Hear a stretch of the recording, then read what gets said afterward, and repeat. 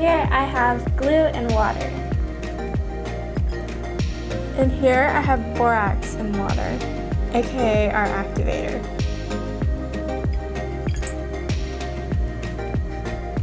Together they form slime. We're gonna mix them.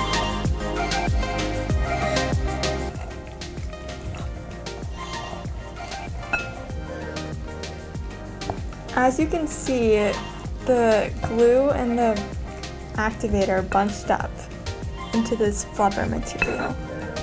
Once it's sticky enough, mix it in your hands.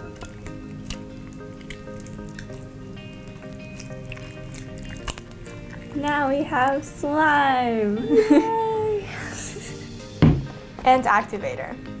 In this case, we used borax and water as our activator. The borax combines with the glue to form a whole new substance. Let's take a closer look at what's happening. The protein molecules from the glue combine with the electrically charged molecules from the borax. They join with each other to form your best friend, slime.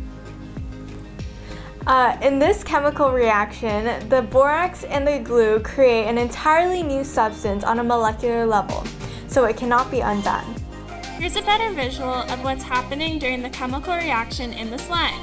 The string represents the glue. It's really easy to pull apart. And the slime represents the borax because it's a sticky combiner. When they are mixed together, the borax makes the glue hard to pull apart, forming the slime. Once this reaction takes place, it cannot be reversed, just like how the slime and string cannot be separated. Too bad you're stuck with slime. But hey, that's science for you.